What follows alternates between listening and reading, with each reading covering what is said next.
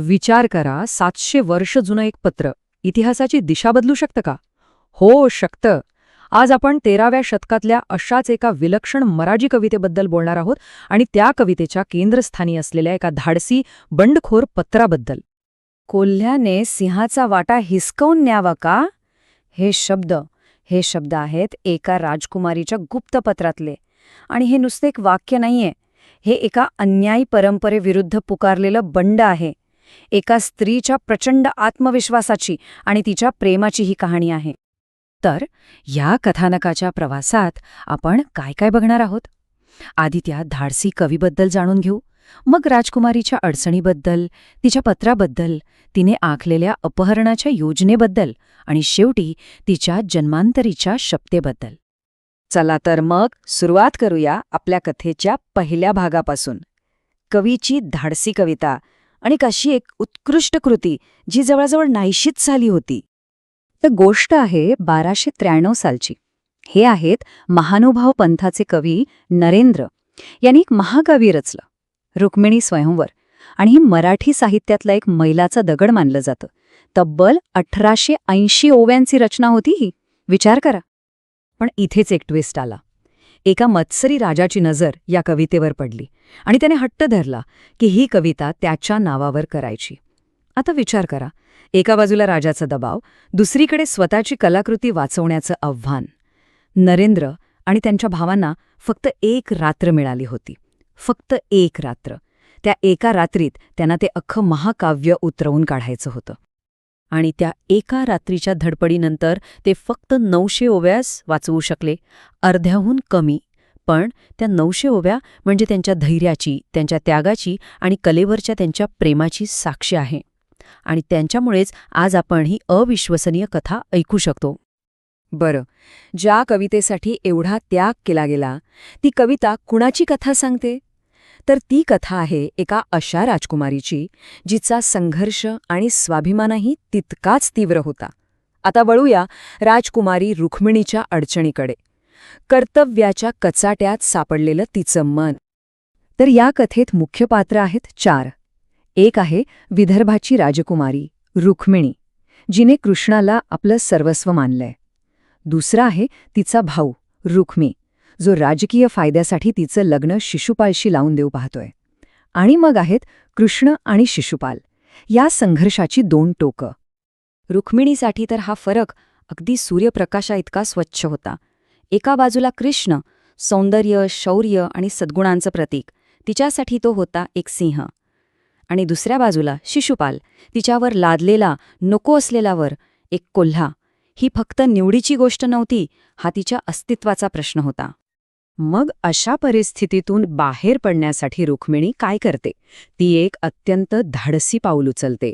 आपला विश्वासू दूत सुदेव याच्या हाती ती कृष्णाला एक गुप्तपत्र पाठवते. पण थांबा, हे काही साधं प्रेमपत्र नव्हतं. ही एक अत्यंत हुशारीने केलेली सामरिक खेळी होती.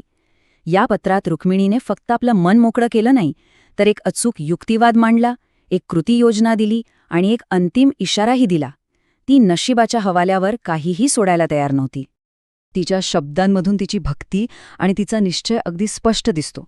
ती काय म्हणते बघा, तुमचे सद्गुण ऐकून माझे सर्व दुःख नाहीसे झाले. माझ्या मनाने तुम्हाला पती म्हणून स्वीकारले आहे. म्हणजे तिच्यासाठी हा निर्णय कधीच होऊन गेलेला होता. विषय संपला होता. इथे रुक्मिणी तिची पहिली खेळी खेळते. ती थेट कृष्णाच्या सन्मानाला, त्याच्या पुरुषार्थाला हात घालते. ती त्याला त्याच्या क्षत्रिय धर्माची, एका योद्ध्याच्या कर्तव्याची आठवण करून देते. ती जणू त्याला विचारतीये, तुमच्या हक्काची गोष्ट दुसरा कोणी हिसकावून नेत असताना तुम्ही गप्प बसणार का? आणि मग येतो तो सगळ्यात प्रभावी क्षण. ती तेच शक्तिशाली रूपक वापरते. एखाद्या कोल्ह्याने सिंहाचा वाटा जबरदस्तीने हिसकावून न्यावा हे तुम्हाला आवडणार नाही. इथे ती स्वतःला सिंहाचा वाटा म्हणवतीये आणि शिशुपालला कोल्हा. आता असा युक्तिवाद केल्यावर त्याला नकार देणं कृष्णासाठी जवळजवळ अशक्यच होतं. बरं, हे झालं भावनिक आवाहन. पण रुक्मिणी इथेच थांबत नाही. ती पुढे जाऊन एक अचूक लष्करी आराखडाच देतेय. पाहूया तिची अपहरणाची योजना. आणि इथेच आपल्याला रुक्मिणीची खरी हुशारी दिसते. ती काही मदतीची याचना करणारी असहाय्य स्त्री नाहीये. ती स्वतःच्या सुटकेची रचनाकार आहे.